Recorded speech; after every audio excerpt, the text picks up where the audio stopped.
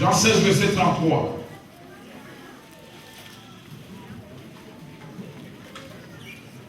Est-ce qu'il y a quelqu'un dans l'assemblée qui peut lire à haute voix ou bien ne pas le lire? Jean 16, verset 33. Nous lisons la parole de Dieu. Amen. Dans Jean, chapitre 16, le 3e verset. 33. 33e verset. Je vous ai dit ces choses afin que vous ayez la paix en moi. Vous aurez des tribulations dans le monde. Amen. Amen. Matthieu 27, verset 39 à 44.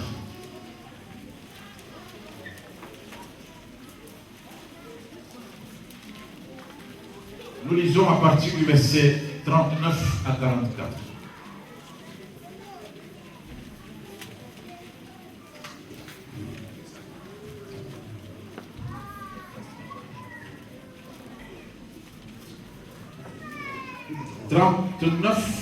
À 40. Matthieu 27. 39 à 44. Le passant l'injuriait et secouait la tête en disant: toi qui détruis le temple et qui l'est rébattu en 3 jours, sauve-toi toi-même si tu es le Fils de Dieu. Descends de la croix. Les principaux sacrificateurs avec les scribes et les anciens se moquaient aussi de lui et disaient: il a sauvé les autres et il ne peut se sauver lui-même. Si le roi d'Israël qui descend de la croix, et nous croirons en lui. Il s'est confié en Dieu, que Dieu le délivre maintenant, s'il l'aime, car il a dit: je suis fils de Dieu. Les brigands crucifiés avec lui l'incitaient de la même manière. Amen. Amen. Seigneur, cette parole, c'est la tienne.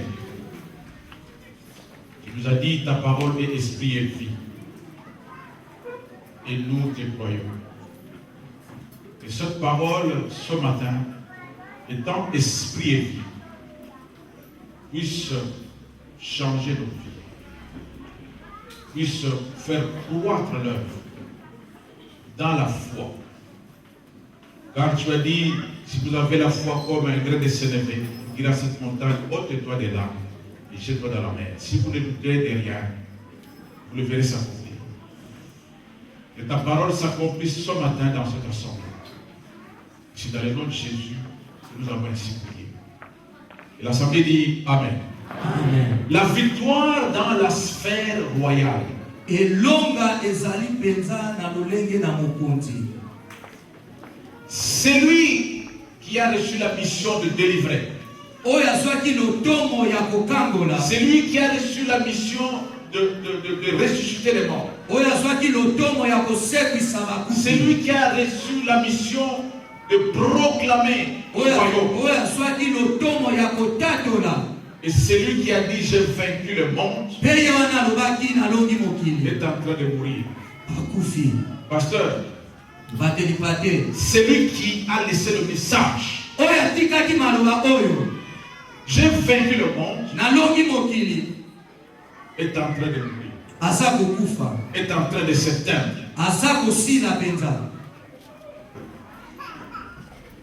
La Bible nous dit: les passants l'injuriaient et secouaient la tête. Même dans la rue, quand on voit un fou,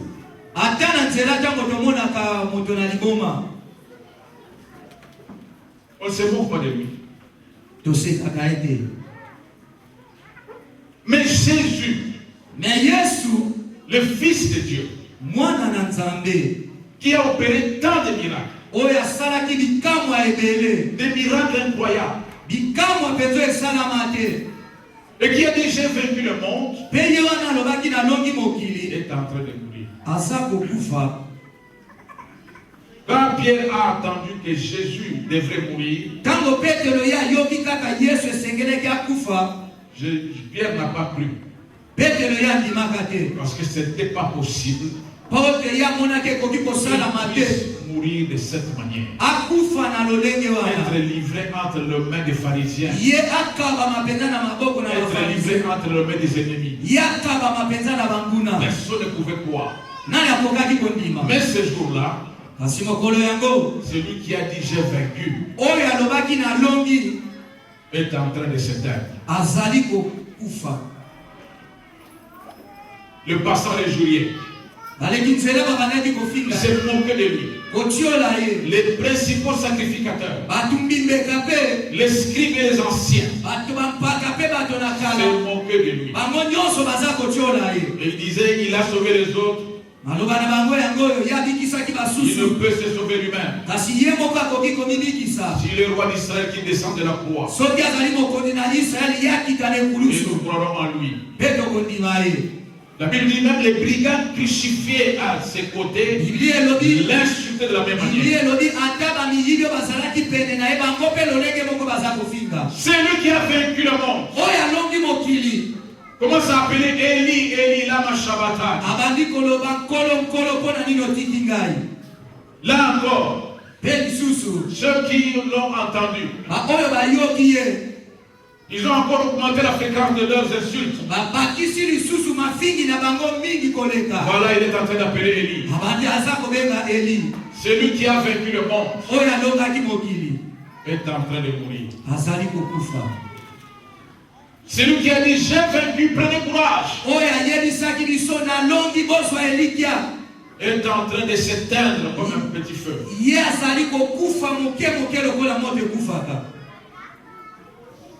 Nous savons que la Bible dit le monde et tout ce qu'il renferme appartient à Dieu. Mais pourquoi Dieu va encore envoyer quelqu'un pour vaincre le monde? Le monde, c'est lui qui l'a créé. Et dans le livre de Genèse, la Bible nous dit, quand il a tout créé, il a dit tout est bon. Tout était bon. Mais aujourd'hui, il envoie son fils pour vaincre le monde. Le monde qu'il a créé lui-même. C'est pour nous dire, le monde que nous voyons, ce n'est pas le monde que Jésus a vécu.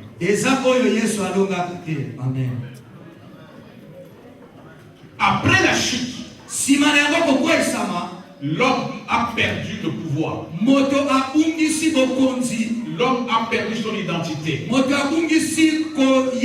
L'homme a perdu la puissance de la domination. L'homme a perdu tout ce qu'il avait comme pouvoir. Et le monde est devenu une humanité en rébellion contre Dieu. Un vaste système qui a grandi entre les mains de Satan. Un système où les hommes ne cherchent que leur gloire. Une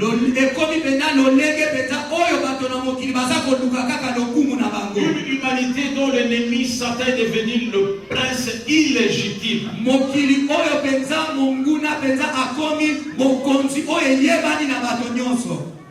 Qui s'oppose à la croissance.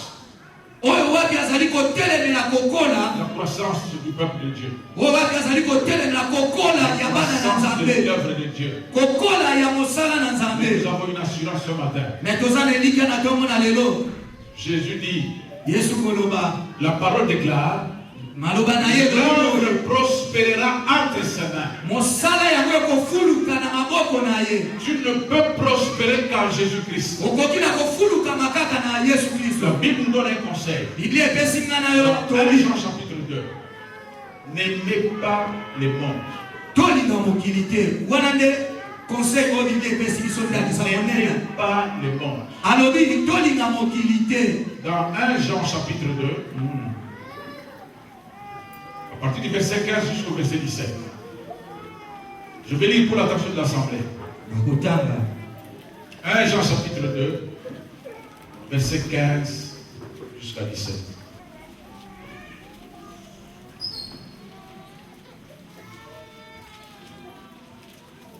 Lisons la note de Jésus. N'aimez point le monde, ni les choses qui sont dans le monde. Si quelqu'un aime le monde, l'amour du Père n'est point en lui. Car tout ce qui ne vient point du Père, mais vient du monde. Et le monde passe, et sa convoitise aussi. Mais celui qui fait la volonté de Dieu demeure éternel. C'est que la Bible nous donne. C'est la meilleure de ce que nous pouvons recevoir. Ce que Dieu nous a donné, c'est la meilleure des choses que nous pouvons recevoir de lui. Voilà pourquoi Jésus dit, Père, Papa, je leur ai donné ta parole. Fortifie-le dans ta parole qui est la vérité. La parole de Dieu est une vérité. S'il y a quelqu'un qui croit à la vérité qui est dans la parole, est-ce que quelqu'un croit à la vérité? Nous avons une bonne nouvelle ce matin. Celui qui a dit j'ai vaincu le monde, visiblement était en train de mourir. Mais invisiblement, il était en train de continuer à vaincre. Il était en train de continuer à vaincre l'ennemi. Il a dépouillé les principautés de domination. Il les a livrés publiquement en spectacle. Il les a dépouillés de leur puissance. Et les a exposés. Non seulement en spectacle, mais à la honte du ciel. Voilà pourquoi ce matin, bien-aimé, ce qui est visible, c'est que les gens voient sur toi. Mais dans le lieu céleste, dans le surnaturel, dans l'invisible, il y a une victoire. C'est que les gens voient sur toi et commencent à se moquer de toi. Ce sont des choses visibles. Mais dans l'invisible, il y a une victoire. Ce que tu manques aujourd'hui, ce que tu ne peux pas voir, tu as gêné, tu as demandé, tu es même fatigué et tu es prêt pour abandonner. Et sache que dans l'invisible, tu peux possèder la chose. Et si la chose tarde, attends, parce que le Seigneur est fidèle. Le Seigneur est bon. Le Seigneur est fidèle. Je dis Seigneur est fidèle. Dis à ton frère, mon Seigneur est fidèle. C'est par cette parole que nous sommes entrés dans la victoire. Parce que la fidélité de Dieu est la fidélité éternelle. Il reste le même. La Bible dit il est le même hier, aujourd'hui et demain. Et j'ai une bonne nouvelle ce matin, bien-aimé. Dieu n'a pas du passé. Dieu n'a pas du futur. Et Dieu est présent. Dieu est le Dieu du présent. Voilà pourquoi Jésus dit à Zachée, le salut est entré aujourd'hui dans ta vie. Je dis la vie de quelqu'un. La victoire est entrée aujourd'hui dans ta vie. Parce que Dieu est le même. Il n'a pas changé. Qu'on le veuille, qu'on le dise ou non, qu'on le proclame ou non, nous appartenons à un Dieu qui est Jésus. C'est le Jésus de tout le temps. Moi je l'appelle Dieu le Jésus de tout le temps. Chaque matin, c'est un présent pour moi.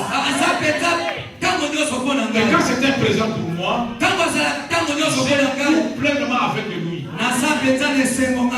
Bien aimé dans le Seigneur, ce jour, la vie de quelqu'un changera.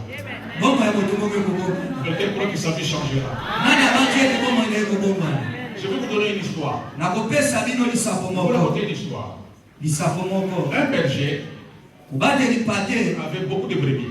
azalaki na bampate na ebele. Chaque fois, ils les amenaient pour manger. Ikolo nyonso tu azali kotambusa kolesa bango. Et de l'autre côté, il y avait une grande forêt. Mais esika mosusu penza zamba monene pe alaki. Ce jour-là, Mokolo ya il mongo avait quelque chose d'étrange. amona ke eloko moko ya kokamba. Il voit parmi les brebis Amoni kati na bampate na ye un petit lion. amoni kosi moko ya moke. Il dit, ça, il faut être aux aguets. Oyo pende sengeli kokeba Parce kosenze. que là où il y a le petit lion, Isika nkosi ya moke ali. la maman doit être très tout près. Esengeli penza mama na ye amonena zala pene. Comment ce petit lion est arrivé au milieu des brebis? Boni nkosi oyo ya moke akoti epai na bampate na Il dit, je ngai. veux attendre. Esengeli Je veux nasela. voir Nasenzela. si peut-être la maman reviendra pour chercher son bébé. Mbala mususu mama na ye akoya koluka ye. Jusqu'au soir, le lion, la lionne n'est pas là. Kino pokwa mama na ye ayaki te. Le berger dit peut-être les braconniers l'ont tué. Mokolo bampate alobi mbala mususu bapikime babomi ye. Alors il a pris le petit lion, Azwi mpenza nkosi wana moke. il l'a amené avec lui jusque chez lui. Amemi ye kino epa na ye. Il a commencé à lui donner le lait des brebis. Abandi kopesa ye mpenza miliki oyo ya Il a bampate. commencé à le nourrir. Abandi kobokola ye. Le lion a commencé à grandir Kosi wana bandi kokola. au milieu des brebis. Kati na bampate. Ils allaient ensemble pour manger. Kotambola elongo kokende kolia. Ils retournaient ensemble. Kozonga pe lisanga. Vous voyez les enfants, quand ils sont au milieu des enfants, il faut que jouer. Komona ndenge bana soki bazali sanga bango basakanaka Le kaka. petit lion a commencé à jouer aussi avec les petits brebis. Kosi wana bandi kokola kosakana pe na Il bango. jouait avec eux. Tango nyonso kosakana. Le petit lion commençait à crier comme les brebis. Kosi wana ya bandi koganga lokola bampate. Le petit lion a grandi. Kosi wana koli. Un jour, Mokolo moko ils ont entendu de loin bayoki na mosika un lion qui a grondé. kosi mosusu ya gangi. Je vous ai dit de l'autre côté, il y avait une grande forêt. Nalobaki ne bandeli la ngambo mosusu ezalaki zamba ya Quand ils monene. ont entendu le grondement du lion, Tango bayoki koganga wana et le berger, na mobateli et pate les brebis, na bapate et le petit lion, na nkosi ya tout moke le monde bango nyonso à la bakimi maison. bakimi. Le matin, ils sont revenus, Na ntongo bazongi tout près de la rivière. pene na mai moke Ils sont allés boire. bakei komela. Les brebis buvaient, Bampate baza komela le petit lion aussi buvait. kosi wana moke mpe azomela. À un certain moment, Na ntango moko le lion regarde dans l'eau. kosi wana atali na mai Il voit sa figure amoni elongi na ye reflétée dans l'eau. yango eza kolakisama na mai elilingi na yango. Mais ça, c'est la figure de celui qui a crié là. Oyo ezali elongi ya nkosi oyo agangaki Parce que kuna. ce n'est pas la figure de brebis que je vois ici. Ezali elongi ya bampate oyo naza komona te. Le petit lion a pris fuite. Mwana na nkosi oyo akimi Seul, ye moko. le berger l'a suivi Bateli pate abandi kolanda ye. et l'a gardé. Abateli Le jour suivant, mokolo elandi ils sont revenus bazongi lisusu tout près de l'eau. pene na mai kaka. Au même moment, Kaka na ntango wana le lion a encore grondé. kosi wana kuna agangi lisusu. Et le berger Mobateli et les pate brebis na bampate ont pris fuite. bakimi lisusu. Mais le lion reste là pour regarder. Kosi wana tikali aza kotala. Il regarde et dit, mais cette figure, Azotala elongi oyo c'est la mienne. ya ngai. Mais ça ressemble avec celui qui crie là-bas. Ezokokana na oyo aza konganga kuna. Alors il est resté sur place. Atikali wana. L'autre là-bas criait. Oyo grondait. kuna aza koganga kaka. Lui aussi, il a commencé à gronder. Ye mpe bandi koganga. Il a commencé à abandonner la voix des brebis. Abandi kotika mongongo oyo ya bampate. Quand l'autre grondait là-bas, o kuna soka gangi lui aussi grondait. yeba gangi L'autre grondait là-bas, soki okuna gangi lui aussi grondait. yeba gangi À un certain moment, na ntango ils ont moko commencé à s'approcher. babandi kopusa na bango mibale Il a traversé la rivière, akatisi mai il est passé de l'autre côté. akei na ngambo mosusu Il a commencé à suivre le grand lion qui était de l'autre côté. abandi kolanda nkoso ya monene azalaki esika Quand il mosusu s'est approché de lui, ntango apusani epai na il ye a remarqué amoni ete qu'il était le même avec le lion qui était devant lui. akokani na oyo azalaki liboso na ye Quand l'autre grondait, ntango mosusu azalaki Yo aussi koganga grondait. ye mpe azoganga le lion qui a grondé le premier, le lion qui a grondé le premier, oyo nkosi oyo agangaki le liboso grand lion nkosi ya monene a vu que celui-ci aussi est un lion comme moi. amoni oyo mpe azali nkosi Je lokola ne peux pas ngai le manger. nakoki kolia Ça, ce ete n'est pas ma nourriture. oyo ezali bilei na Ça, ngai c'est te mon frère. oyo azali ndeko na Ça, ngai il est comme moi. aza lokola ngai Quelque temps après, mpe na ntango moko les autres lions se sont associés à eux bankosi mosusu basangani na bango et ils ont commencé à faire route ensemble. babandi kotambola elongo. Le titre de mon message, mama na likambo na nga na mateya c'est la victoire dans la sphère royale.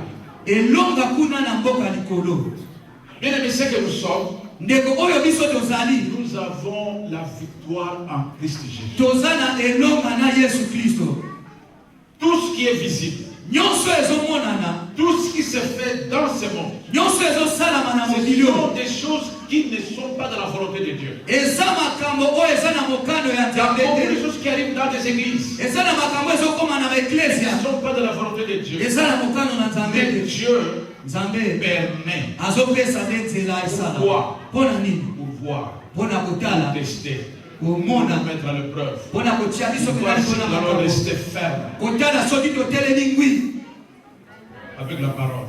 kolandisa liloba na ye Aujourd'hui dans l'église, lelo kati na il y baeklesia a beaucoup eza na qui mingi sont en train de vivre bazomona non comme les lions, lokola bakosi mais te comme des brebis. baza komona kaka lokola bampate La Bible dit, bibi elobi lui il est le lion de la tribu de Juda. ye azali nkosi na libota na yuda Mais un lion ne peut donner naissance qu'à un lion. nkosi ye abotaka kaka nkosi Nous sommes des petits lions. biso toza bankosi ya Nous mike devons crier comme lui. esengeli tokangaka lokola ye Qu'est-ce qui s'est passé dans la vie, dans la tête de ce petit lion? nini elekaki na moto ya nkosi oyo Il y a ya mike 5 points qui se sont passés. eza na makambo mitano oyo elekaki Je vais vous les énumérer maintenant. nakotangela bino moko moko Premièrement, ya liboso il a retrouvé son identité. amonaki mpena lolenge na ye ndenge ezalaka Il faut que ce matin, sengeli na ntongo na lelo il faut que tu retrouves ton identité. ndeko luka mpena lolenge na yo ndenge ozalaka Notre identité,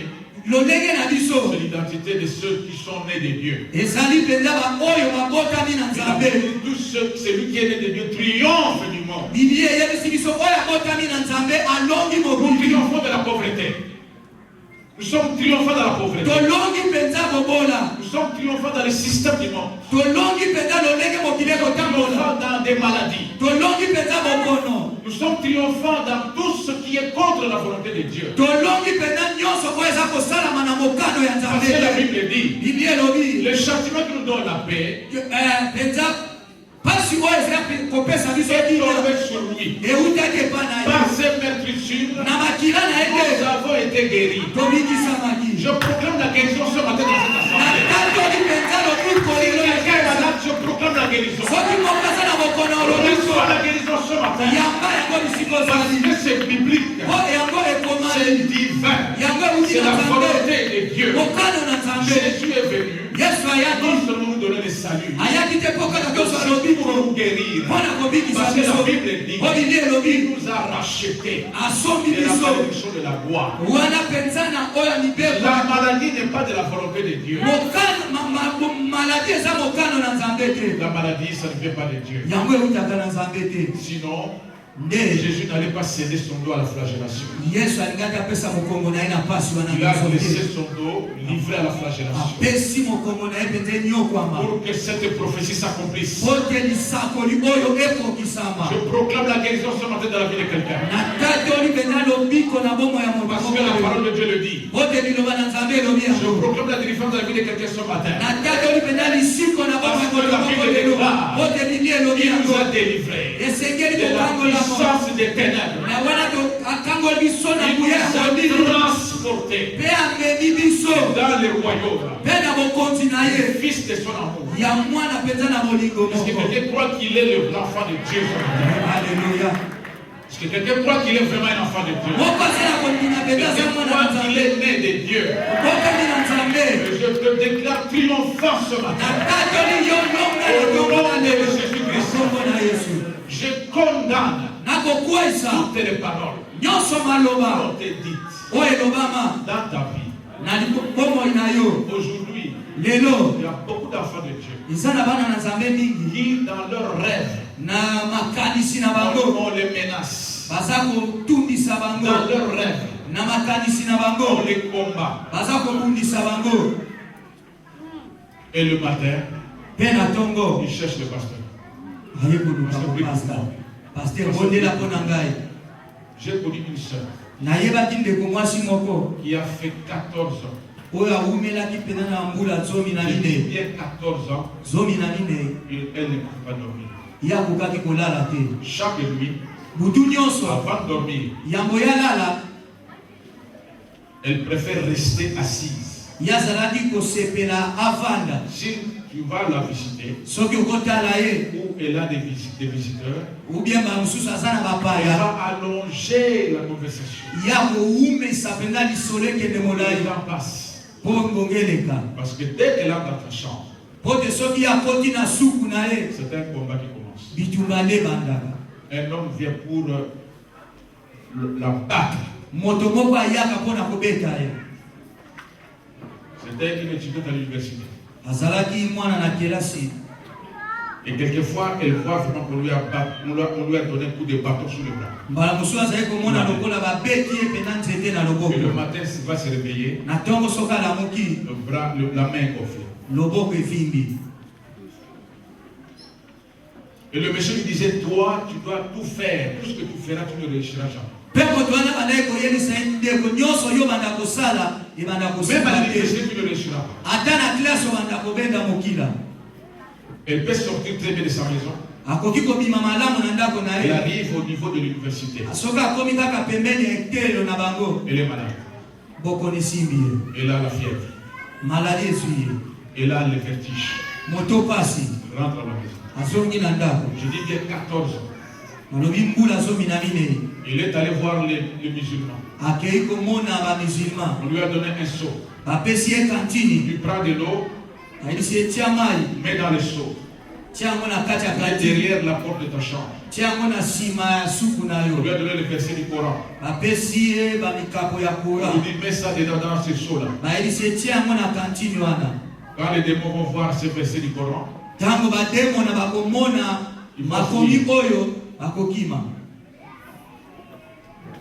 nous avons une bonne nouvelle ce matin. C'est seulement dans le nom de Jésus. Parce qu'il est écrit, voici les signes qui accompagneront ceux qui auront cru. À mon nom, ils chasseront les démons. Je le dis grande et ouvertement à Rome. Ce n'est pas dans le nom de Marie. Ce n'est pas avec un chapelet. Ce n'est pas avec de l'eau bénite. C'est dans le nom de Jésus. La victoire est dans le nom de Jésus. Le triomphe est dans le nom de Jésus. La guérison dans le nom de Jésus. Nous sommes sauvés par le nom de Jésus. Et quand nous proclamons le nom de Jésus, nous proclamons le nom de Jésus. Et cette heure a mis de l'eau dans ce seau. L'ignorance. Combien de eaux que les démons traversent de l'Afrique du Sud?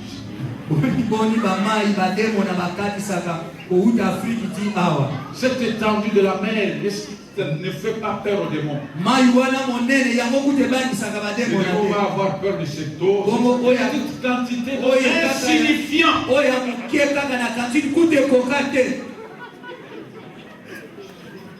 Cette sœur, c'était de mourir.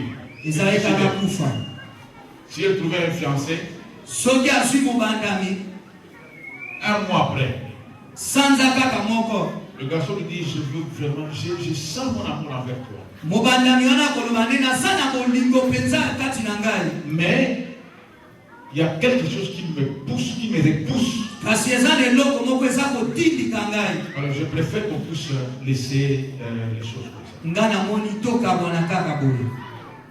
Il a commencé à avancer en âge. Mbula eza kopusana, Il n'y a aucun fiancé. mobandami azomona na susu Les études, il ne parvient pas à arriver à la fin. klasi azokoma mpe na suka La te, seule solution, eya na suka etikalaki mpo na c'est de ye se suicider. komiboma. Bien aimé dans les services, je te dis, Dieu a le contrôle de toutes les choses. ndeko naza koyebisa nzambe nde aza kokamba makambo nyonso, Du haut du ciel, likolo mpe na se il voit les fils de l'homme. azomona mwana na moto. Tous ceux qu'il a connus d'avance, nyonso oyo ayebaki liboso il les a prédestinés. asi abongisa Nous yango, sommes des prédestinés. asi abongisa biso Prédestinés dans la victoire, na elonga prédestinés dans le triomphe. na kolonga. Cette sœur n'avait que cette solution-là. ndeko mwasi oyo eyano etikalaki kaka Il a wana, rencontré une de ses amies akutani na ndeko na ye moko, qui l'a vu complètement épuisée. amonaki ye mpenza asili ye nyonso. Qu'est-ce qui se passe? Nini elekaki? Voilà ma vie. Tala bomoi nanga, Je n'ai plus de solution. eyano eza lisusu te, Autant me suicider. namoni kaka namiboma. La sœur lui dit non. ndeko mwasi mosusu wana alobi Viens te, dans notre assemblée. yaka nanu na eklesia na biso. Cette sœur, quand je l'ai rencontrée, ndeko mwasi oyo ntango nakutanaki na ye, je lui ai dit, ma sœur, nayebisi ye ndeko mwasi, tu m'as cité, otangelinga bakombo nyonso otangi wana, tu m'as cité le nom des musulmans, tangelinga bamusulman, le nom des catholiques. bakatolike, Il a vu des voyants, omoni bato batalaka, ceux-là qui regardent, qui voient les mains. oyo batalaka maboko, Il a vu tout le monde. amoni bato Moi, nyonso. je dis, mais il y a quelqu'un dont je n'ai pas entendu les noms. nayobi kombo moko te olobeli ngai, Peut-être que tu ne les connais pas. mbala mosusu oyebi yango te, Mais c'est celui-là, me ye wana avec lui, na ye qui a la victoire. nde elongo ezali. Et il me dit, pasteur, si c'est lui qui peut Alors, me oui. faire sortir de cette situation, alobi paster soki eza ya solo ye abimisanga lesiko, je suis prête. nabongami. Je lui ai conduit à recevoir Jésus comme Seigneur. namemi ye ayamba yesu kristo lokola mobikisi. Et je voulais prier pour elle. nalingaki nabondela mpo na ye, Le Saint-Esprit dit non. molimo na nzambe elobi te, Il y a de ces esprits qui ne sortent que par la prière de les gens. eza na milimo misusu ebimaka kaka na mabondeli mpe na kokila. Elle est nouvelle convertie. Je dis, ma sœur, est-ce que tu peux jeûner un jour? nalobi ndeko mwasi yo koki na kokila ata mokolo moko, Elle a accepté. andimi. Mais je lui dis, cette nuit, nalobi butu na lelo, quand tu vas dormir, ntango yo kolala, il y aura des menaces. bakoya kobumbisa Mais yo, dès cet instant, sache me sasa hivi yo yeba que tu es un enfant de Dieu. kokomi mwana na nzambe. N'aie peur de rien.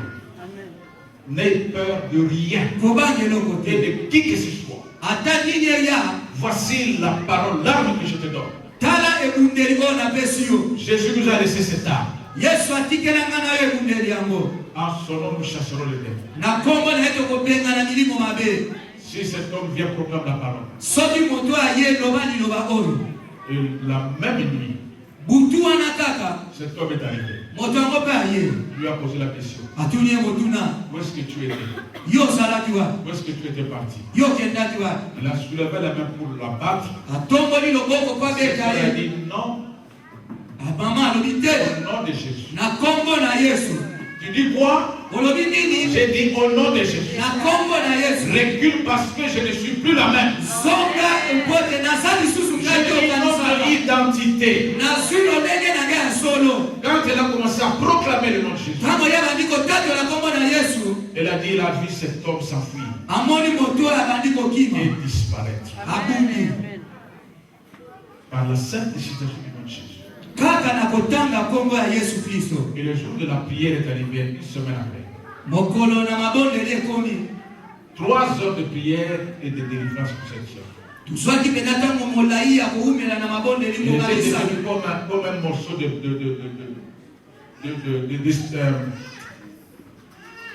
un morceau de béton. Yakomaki eteni lokola béton. Elle avait des pointes comme si elle était piquée dans tous les corps. Elle a fait 1, 2 mois, 3 mois sans voir ces périodes. Parce que la nuit, on lui amenait un bébé pour pouvoir allaiter. On lui amenait de la nourriture pour manger.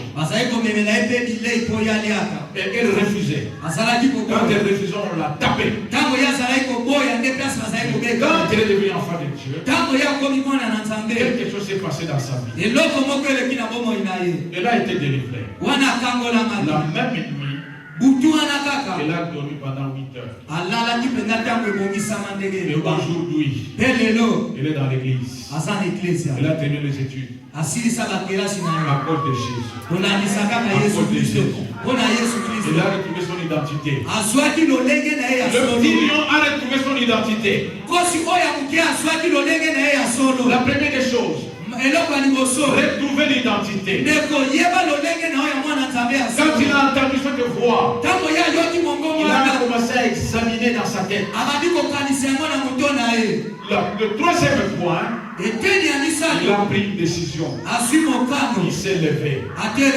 Dieu m'a créé lion. Je ne vais pas vivre avec les brebis. Moi, je dois manger les brebis. Je ne peux pas parler comme la brebis. Parce que j'appartiens aux tribus du lion de la tribu de Juda. Quand les lions crient, tous les animaux doivent fuir. Quand les lions crient, moi je dois crier que je dois fuir. Ce matin, bien-aimé, c'est fini la fuite. Ce matin, bien-aimé, tout ce qu'on t'a dit dans les rêves, tu dois proclamer la parole de Dieu. Il y a une puissance dans la parole de Dieu. Dans la proclamation de la parole de Dieu, il y a une puissance quand on découvre son identité. La vraie identité. Alléluia. Rester à la maison, c'est ouvrir la porte à l'ennemi. Ce matin, je veux te demander de saisir ton identité. Quand tu te lèves, tout ce qui est rêve que tu as pu voir la nuit, tout ce qu'on t'a dit, condamne le nom de Jésus. Proclame la parole de Dieu. Déclare que tu es triomphant. Le Seigneur viendra prendre une église triomphante. Je vais clôturer ce message avec un petit témoignage que vous connaissez d'ailleurs.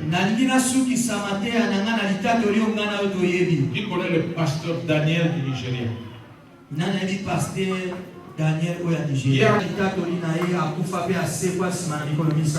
Nous avons vécu avec cet homme face à face. Il est venu à moi pour témoigner. Je crois qu'il y a beaucoup qui ont suivi ce témoignage. Il est mort à cause du manque de pardon. Vous êtes des Africains, vous êtes des Bantous. Sa femme lui a giflé. Quand sa femme lui a giflé, il a dit ça c'est grave. Il est allé accuser sa femme près de ses parents. Et les parents ont dit d'accord, il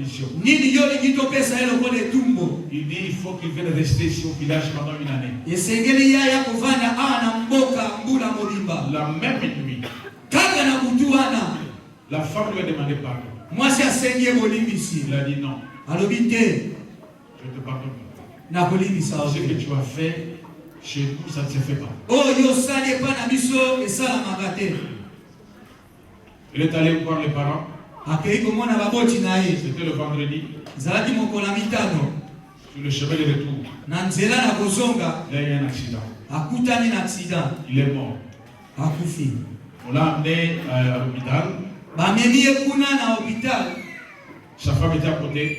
mwasi na ye azalaki pene wana avant qu'il rentre là, yango ete yazongisa molimo na ye il n'a pas eu le courage de dire ma femme pardonne. azwaki lisusu makasi te ya koloba na mwasi na ye limbisa ngai. Quand il voulait ouvrir sa bouche, Ntango yali afungola monoko en voyant les anges komona bamwanje l'ont fait comme ça. bamwanje bayebisi ekanga monoko. Après un certain moment, Mpe na ntango moko il voyait qu'il sortait de son corps.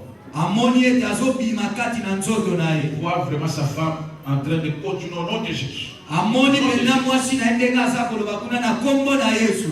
Et les anges l'ont pris. Bamwanje bazwi Ils ye l'ont déposé quelque part batie ye esika où moko il n'y avait rien. wana eloko te ezalaki Une fois que du blanc, kaka komona pembe na pembe. il a commencé à s'inquiéter. babandi komitundisa. Mais ces anges m'ont amené jusqu'ici. bamwanje oyo bameninga kino Et awa ils m'ont abandonné là. mpe batiki ngai. Et de loin, une mpe silhouette, na mosika quelqu'un qui est en train de venir. moto moko aza koya. Daniel, Daniel, tu t'inquiètes parce que tu es là. oza komitundisa mpo yo okomi awa. Viens, je vais te faire voir. yaka nalakisa yo. L'homme a soulevé sa main.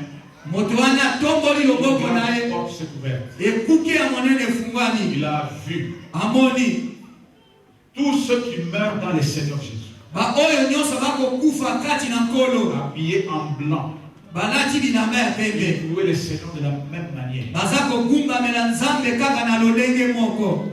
Cet homme a soulevé encore sa main. moto atomboli lisusu loboko Les portes se sont fermées. ekuki ya mosusu efungwami. Deuxième étape, eteni ya il mibale a soulevé sa main. afungoli lisusu loboko. Des constructions que l'homme de Dieu n'a pas pu identifier les couleurs. balolenge mpenza oyo etongama ya malamu oyo moto na nzambe akokaki kutu koyeba ta te. On nous dit, voici les maisons que Jésus avait promises. bayebisi ye tala bandako kitoko oyo yesu abongisaka. Mais kasi l'église eklesia n'est pas encore prête. nano ebongisani te. La porte s'est fermée. ekuki wana ekangami. Troisième étape, teni ya misato il a soulevé sa main. tomboli lisusu loboko. Le lieu de tourment. bisika mpenza ndeko wana nde ya Les gens minyoko. pleuraient. wana nde minyoko Ils mpenza. avaient tous leurs habits. bango nyonso na bilamba. Les habits avec lesquels on les avait enterrés. bilamba kako bakundelaki bango. Ils étaient là en train de pleurer. minyoko mpenza kolela. Et quand il est arrivé là, ntango ye akomi le Seigneur qui était avec lui lui dit, nkolo oyo azalaki na ye ayebisi ye. Daniel, daniel ta place, c'est ici. esika na yo awa. Il est tombé par terre. akwei na Il a mabele commencé à pleurer. abandi kolela. Le Seigneur lui a tourné le dos. nkolo apesi ye mokongo. Il a pleuré. Il aleli a pleuré. aleli. Je lui ai dit, oh, soulève ta main droite, la main gauche. lakisa loboko na oyo ya mwasi. Qu'est-ce que tu lis? nini otangi awa. Lis dans Marc chapitre 5, verset 21, tanga na malako ya mitano mokapo ya tuku mibale na moko. où Jésus parle de pardon. yesu aza koloba kozanga kolimbisa Tu n'as ndeko. pas pardonné à ta femme, olimbisaki mwasi na yo te. c'est là où tu vas aller. nde wana nde esika yo kokende. Il a continué à pleurer. abandi kolela. C'est le temps de la grâce. ndeko eza ntango ya ngolu. Jésus lui dit, alors va annoncer ce que tu as vu. yesu ayebisi ekende kosakola oyo omoni awa. C'est ainsi qu'il est revenu sur la terre. yango wana azongaki lisusu na mokili. Mais cet homme était embaumé. moto oyo mpenza ye batietubaki ekisi ya mpona Il est te. mort vendredi. akufaki mokolo ya On l'a mitano. embaumé vendredi. batubi ekisi Il est wana. resté dans la chambre mortuaire le samedi atikali kuna pene na salle de mort. jusqu'au dimanche. kino mokolo ya eyenga. Sa femme dit, mon mari n'est pas mort. mwasi na alobi mobali na nga Je vais akufi te. l'amener dans l'église. nakomema ye na eklesia. On a amené le corps devant l'église. bamemi yango liboso na Il y a des eklesia. gens qui ont vu ça. eza na bato bamonaki. Mais qu'est-ce que je vais vous dire, bien aimé, pour terminer? nini nalingi nayebisa biso mpo na Nous devons tosukisa. saisir notre identité. esengeli toyeba pena Nous devons lolenge na proclamer biso. la parole de Dieu. totatola liloba na Cette nzambe. parole est pour nous. liloba eza mpo na Nous biso. sommes ce qu'elle dit que nous sommes. tozali oyo liloba elobi. Nous avons ce qu'elle dit que nous avons. nde liloba ndenge elobi Nous tozali. possédons ce qu'elle dit que nous possédons. tosimbi oyo liloba Nous elobi. devons croire à la parole de Dieu. esengeli tondima C'est na liloba na une nzambe. vérité. ezali bosolo nde